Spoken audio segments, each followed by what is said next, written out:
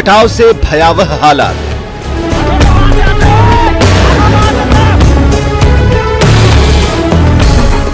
जलस्तर घटने के बाद कोसी नदी पहले से ज्यादा खतरनाक हो गई है। सहरसा के कुंदह गांव को कोसी नदी ने काफी गहरा जख्म दिया है। दोनों किनारों की ओर कटाव दायरा लगातार बढ़ता जा रहा है और एक एक कई परिवारों के सिर से छत छीनती जा रही है। नदी का रूप इतना विकराल है कि आने वाले समय में कई और घर कटाव की जद में आने वाले हैं। हालांकि जल संसाधन विभाग की ओर से कटाव को रोकने की कोशिशें की जा रही हैं, लेकिन इसका कोई फायदा होता नजर नहीं आ रहा। हटो ना वहां से, हटो, भागो वहां से सब।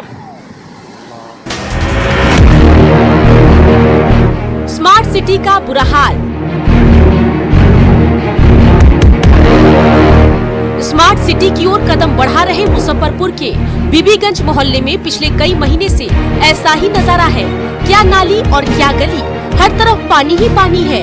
हालात ये हो गई है कि यहाँ के बाशिंदों का कहीं आना जाना क्या, घर से निकलना तक दूभर हो गया है। ऊपर से महीनों से जमा पानी से निकलने वाली दुर्गंध ने इनका जीना मुश्किल कर दिया है। बीबीगंज मोहल्ला हर साल मानसून में ऐसी ही त्रासदी से गुजरता है, लेकिन इस इलाके की सूरत बदलने के लिए कभी कोई पहल नहीं की गई। इस रात की सुबह नहीं, पहाड़, जंगल, झाड़ियाँ, पथरीला रास्ता, नाला और दलदल, इस कठिन रास्ते से गुजरते हुए जब आप पूर्वी सिंहभूम के सुदूर सूर्याभीड़ा गांव पहुंचेंगे तो मुफलिसी और बदहाली आपका इंतजार करती मिलेगी। आजादी के सालों बाद भी यहाँ के ग्रामीणों की जिंदगी नहीं बदली। हर दिन उन्हें इसी पथरीली सड़क से गुजरना पड़ता है, तो इसी बरसाती नाले से उनकी प्यास बुझती है। किसी और सुविधा की उम्मीद करना ही बेकार है। मुसाबनी की वीडियो सीमा कुमारी इसी रास्ते गुजरकर इन ग्रामीणों का हालचाल लेने पहुंची। आज भी लोग डिबरी वाली जिंदगी जी रहे हैं। अभी फिलहाल मनरेगा से कुछ लोगों का जॉब कार्ड के लिए हम लोग बनाने के लिए निर्देश दिए हैं और पानी की व्यवस्था के लिए मनरेगा से कुआं के लिए हम लोग व्यवस्था कर रहे हैं। पानी के लिए पहाड़ सा सफर। पाकुड़ के रघुनाथपुर की ये महिलाएं गोद में बच्चा और सिर पर खाली बर्तन रखकर निकल पड़ी हैं पानी की तलाश में। रास्ते में जंगल और पहाड़ी मिलती है। पत्थर से भरा 1 किलोमीटर लंबा रास्ता परीक्षा लेता है, तब जाकर इनकी तलाश खत्म होती है इन 2 कुओं के पास आकर। इनमें से एक कुएं के पानी का उपयोग पीने के लिए किया जाता है, तो दूसरे पानी से अन्य जरूरतें पूरी होती है।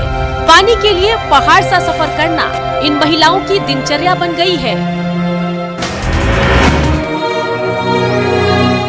दिव्यांग परिवार की सुनो गुहार। गोड्डा के कदवा गांव में यही टूटा फूटा घर इस बुजुर्ग दिव्यांग दंपति का ठिकाना है। इसी छोटे से कमरे में इनकी पूरी गृहस्थी समाई हुई है।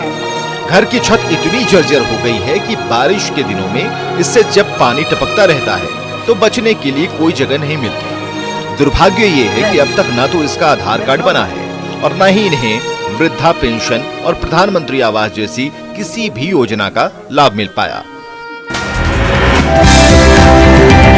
मेहनत की सड़क। लोहरदगा के सेन्हा और किस्को प्रखंड की सीमा पर सामूहिक श्रमदान से बनी 2 किलोमीटर लंबी इस कच्ची सड़क ने आसपास के दर्जनों गांवों की जिंदगी बेहद आसान कर दी। यहाँ के ग्रामीण सांसद और विधायक से लेकर आला अफसरों तक से फरियाद करके थक गए थे, लेकिन जब हर तरफ से निराशा हाथ लगी तो अपने हाथों में ही कुदाल और फावड़ा थामकर ये ग्रामीण निकल पड़े अपनी किस्मत बदलने। आज ये सड़क इस सुदूरवर्ती इलाके के लिए वरदान साबित हो रही है। सड़क के नाम पर मजाक। मिट्टी में धंसा ये शिलापट और इस किनारे पर लगा ये साइन बोर्ड। अररिया के फतेहपुर में सड़क के नाम पर अब यही 2 चीजें बची रह गई हैं, जिस पर नजर पड़ते ही फतेहपुर के ग्रामीणों का पारा चढ़ जाता है। साल 2018 में फतेहपुर से बलुआ हाट के बीच 3 करोड़ रुपए की लागत से इस 5 किलोमीटर लंबी सड़क का निर्माण शुरू हुआ था। अब 2 साल गुजरने को हैं। मिट्टी और बोल्डर से भरे इस कच्चे रास्ते का अब तक कायाकल्प नहीं हो सका है।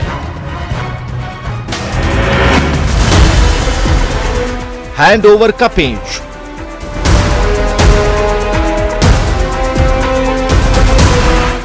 मुंगेर में 88 लाख रुपए की लागत से 5 साल पहले ही ये ट्रेजरी बिल्डिंग बनकर तैयार है, लेकिन हैंडओवर के पेंच के चलते इस पर अब तक ताला लटका है। आज हालात ये हैं कि दफ्तर के अंदर धूल का गुब्बार फटता जा रहा है और लाखों रुपए का फर्नीचर बर्बाद हो रहा है। तो कैंपस के बाहर चारों ओर घास और झाड़ियां उगाई हैं, जबकि मुंगेर का कोषागार कार्यालय अब भी पुराने और जर्जर बिल्डिंग में चल रहा है। इस बिल्डिंग में कुछ कमियां हैं, जैसे कि बाउंड्री बनाना, गेट बनाना या फिर पहुंच पथ का निर्माण करना। तो इन सब के लिए विभाग से बातचीत हो रही है, अतिरिक्त अलॉटमेंट की भी मांग करी गई है। हादसे से नहीं लिया सबक। हजारीबाग नगर निगम दफ्तर में 1 माह पहले शॉर्ट सर्किट की वजह से आग लगने से लाखों रुपए का नुकसान हुआ था, लेकिन नगर निगम प्रबंधन इस हादसे से सबक लेने को तैयार नहीं दिख रहा। निगम के दफ्तर में अब भी लापरवाही का आलम है। इमारत की दीवार पर बिजली के बेतरतीब तार यूं ही झूल रहे हैं, तो आग से बचाव के लिए अब तक कोई उपकरण भी नहीं लगाया गया है। उस और हम लोग जरूर ध्यान देंगे कि नगर निगम में भी अग्नि से लड़ने के लिए जो भी इक्विपमेंट है हम जरूर लगाएंगे। 2 विभागों की जंग से पानी पर आफत। ये चक्रधरपुर का पीएचईडी दफ्तर है और इसके मेन गेट के सामने यहाँ पर चक्रधरपुर नगर परिषद की नई इमारत बन रही है। इसके लिए गेट के सामने ही ये दीवार खड़ी कर दी गई है। इसका नतीजा ये हुआ है कि पीएचईडी दफ्तर आने जाने का रास्ता बंद हो गया है, जबकि इस कैंपस में पश्चिम सिंहभूम के 7 प्रखंडों में पेयजल आपूर्ति से जुड़े तमाम उपकरण रखे हुए हैं। ऐसे में पीएचईडी दफ्तर का रास्ता बंद होने से आने वाले समय में पश्चिम सिंहभूम के कई गांवों में पेयजल संकट गहरा सकता है।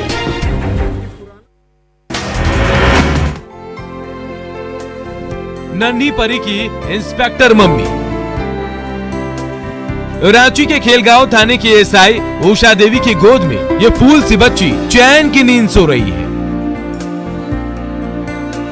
ममता की इस कोमल छांव ने इस नन्ही परी को नया जीवन दिया है। जन्म देने वाली मां ने तो मरने के लिए इस नन्ही सी जान को कचरे के ढेर पर छोड़ दिया था, लेकिन कुदरत ने एसआई उषा देवी के रूप में उसे ममता की नई छांव दे दी। अब इंस्पेक्टर मम्मी उषा देवी हर दिन इस बच्ची को लेकर ड्यूटी पर आती है और दिन भर की ड्यूटी पूरी कर अपने जिगर के टुकड़े के साथ वापस घर लौटती है।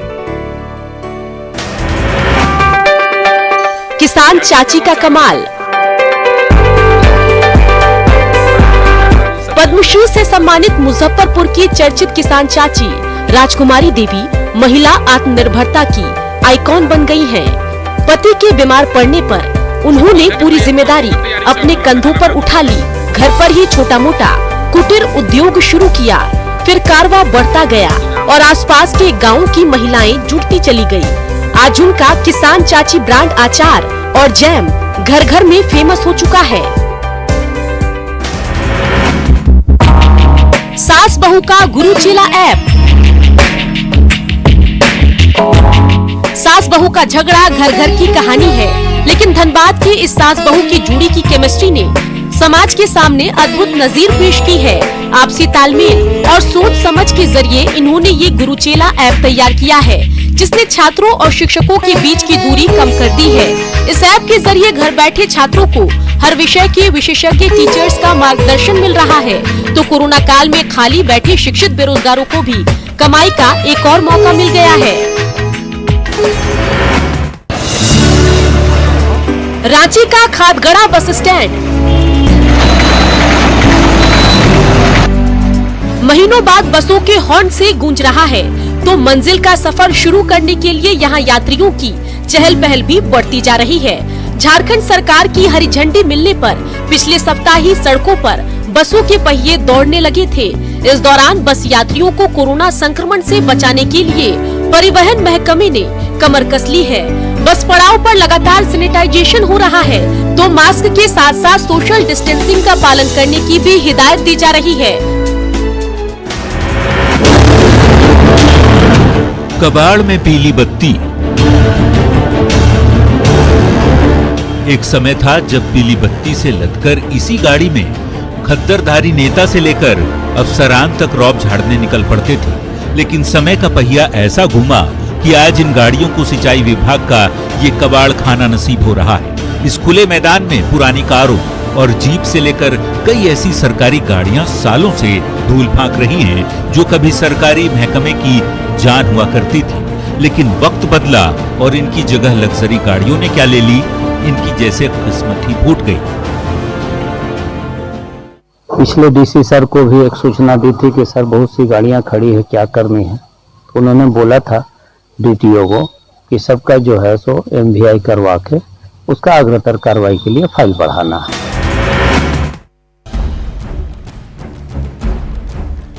हम नहीं सुधरेंगे। बोकारो में कोरोना की रफ्तार लगातार तेज होती जा रही है। ये महामारी रोजाना सैकड़ों लोगों को अपना शिकार बना रही है।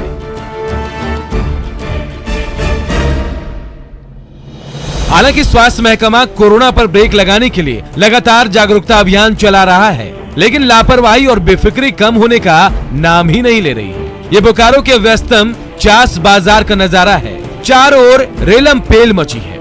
सोशल डिस्टेंसिंग का कोई पालन करने को तैयार नहीं है, तो ज्यादातर लोगों ने मास्क भी नहीं पहन रखा है। हमारी यही लापरवाही हमें कोरोना का शिकार बना रही है। बिजली रानी रुला रही है। एक तरफ कोरोना की मार तो दूसरी ओर प्रचंड गर्मी, ऊपर से बिजली रानी की आंख मिचौली ने बोकारो के चास बाजार के व्यवसाय पर बुरा असर डाला है। दिन भर में मुश्किल से 15 घंटे ही बिजली रानी के दर्शन होते हैं। ऐसे में काम धंधा चौपट होता जा रहा है और व्यवसायियों की मुश्किलों का ठिकाना नहीं। चैम्बर ऑफ कॉमर्स ने बिजली विभाग से जल्द बिजली संकट दूर करने की मांग की है। हम लोग को दुकान व्यवसाय करना दुर्लभ हो गया है आज के डेट में। ये लाइन आती है और चली जाती है। लाइन आई 1 मिनट रही और 2 मिनट के लिए गई, लाइन 1 मिनट आई और 2 मिनट के लिए गई, तो ये स्थिति है। दुर्लभ धरोहर की उपेक्षा। दुमका के इसी तारा मंदिर में दंडी स्वामी परमहंस अद्वैतानंद सरस्वती ने सालों पहले अपना आश्रम बनाया था। अपने प्रवास के दौरान यहाँ उन्होंने एक से बढ़कर एक कई दुर्लभ धर्म ग्रंथ रच डाले थे, जो आज भी समाज को रास्ता दिखाते हैं।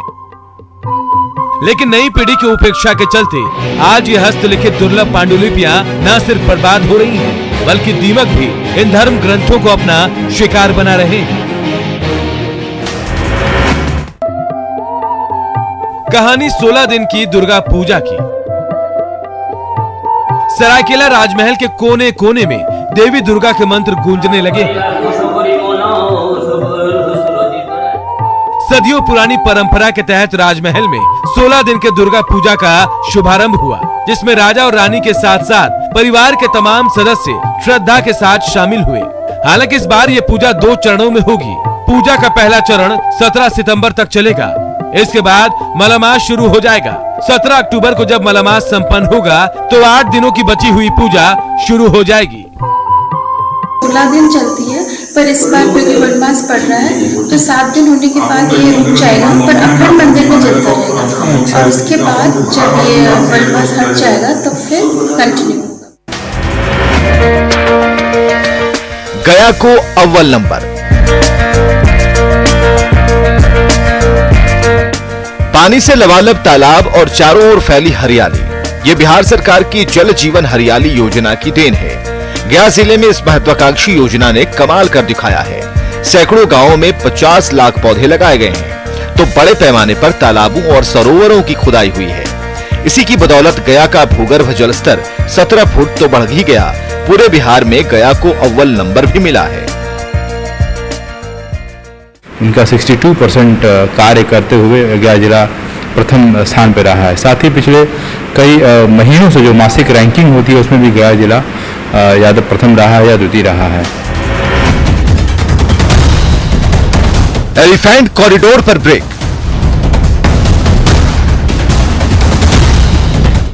झारखंड पश्चिम बंगाल सीमा पर बहरागोड़ा में ये वो 10 फीट चौड़ा और 8 फीट गहरा ट्रेंच है जिससे एलिफेंट कॉरिडोर का रास्ता अवरुद्ध हो गया है।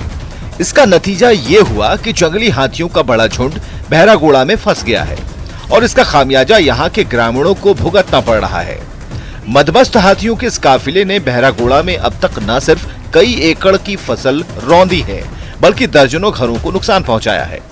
पूर्वी सिंहभूम की डीएफओ ममता प्रियदर्शी ने जल्द हालात सुधरने का दावा किया है। ये बंगाल बॉर्डर पे है और ये एलिफेंट रेंज प्रूफ ऐसा बनाया गया है कि एलिफेंट इसको क्रॉस नहीं कर सकता है। ये एक प्रयास है एलिफेंट के मूवमेंट को ऑब्स्ट्रक्ट करने का। इसकी आवश्यकता एज सच यहाँ नहीं थी। इंदौर के कमला नेहरू चिड़ियाघर में गुस्सैल हाथी मोती को 25 अगस्त से दी जा रही म्यूजिक थेरेपी रास आने लगी है। उसके बाड़े में लगाए गए म्यूजिक सिस्टम से मोती को हर दिन दोपहर में 3 से 4 घंटे तक बिस्मिल्लाह खां की शहनाई, पंडित हरि प्रसाद चौरसिया की बांसुरी के साथ ही संतूर वादन सुनाया जा रहा है। इससे हाथी का गुस्सा शांत होने लगा है। चिड़ियाघर प्रबंधन की माने तो अब उसका चिड़चिड़ापन कम हो गया और उसने बेवजह चिंघाड़ना भी बंद कर दिया है। आपको बता दें कि म्यूजिक थेरेपी शुरू करने के 2 दिन पहले गुस्साए मोती ने अपने बाड़े की दीवार तोड़ दी थी और जोर जोर से चिंघाड़ने लगा था, जिसके चलते मोती को संभालने में चिड़ियाघर के कर्मचारियों को खासी मशक्कत करनी पड़ रही थी। इसके बाद प्रबंधन ने उसे शांत रखने के लिए म्यूजिक थेरेपी देने का निर्णय लिया है और यहाँ म्यूजिक सिस्टम लगवा दिया। इसका फायदा ये हुआ कि मोती शांत होने लगा। इसी के साथ बाड़े में जेसीबी, ट्रैक्टर, ट्रक और बसों के टायरों को रखवाया, जिससे मोती इनसे खेलने में व्यस्त रहे। मोती बचपन से ही इंदौर चिड़ियाघर में है। सूरजपुर में ग्रामीणों को हाथियों के कहर से बचाने के लिए वन विभाग ने एक हाईटेक सायरन बनाया है। यह सायरन मोबाइल से कनेक्टेड रहता है। जिस इलाके में हाथियों की आवाजाही होती है, मोबाइल पर इसकी सूचना आ जाती है और मोबाइल से ही उस इलाके में सायरन बजना शुरू हो जाता है, जिससे ग्रामीण सतर्क हो जाते हैं। फिलहाल प्रतापपुर वन परिक्षेत्र के कुछ गांवों में यह प्रयोग किया गया है। सफल होने पर अन्य इलाके में भी इसका इस्तेमाल किया जाएगा। पहले हाथियों के आने की जानकारी के लिए वन अमले को गांवों तक पहुंचने में देर हो जाती थी। ऐसे में सायरन के माध्यम से हाथियों के रुख की जानकारी पहले ही गांवों के लोगों को मिल जाएगी। फिलहाल वन विभाग की कार्यशैली से नाराज रहने वाले ग्रामीण इस प्रयोग से वन विभाग की तारीफ करते नजर आ रहे हैं।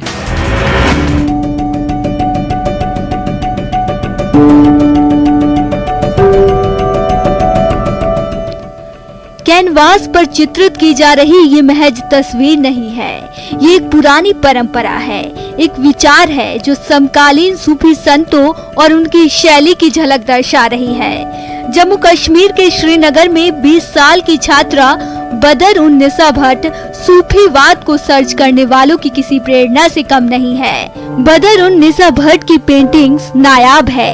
इसका अंदाजा आप इसी से लगा सकते हैं कि अब उन्हें प्रदर्शनी में कई ऑफर्स मिलने लगे हैं।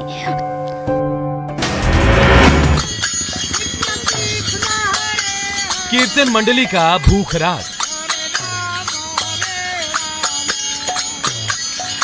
पुरानी कहावत है, भूखे भजन ना होए गोपाला, यानी पेट खाली हो तो भगवान के भजन में भी ध्यान नहीं लगता है। लेकिन जमशेदपुर की हरि कीर्तन मंडली के सदस्य अपने पेट की भूख मिटाने के लिए गली गली हरि कीर्तन करने को मजबूर हो गए हैं। लॉकडाउन के चलते रोजी रोजगार के तमाम रास्ते बंद हो गए हैं, तो ये लाचार लोक कलाकार सड़क पर कीर्तन गाकर ईश्वर से करुण गुहार लगा रहे हैं।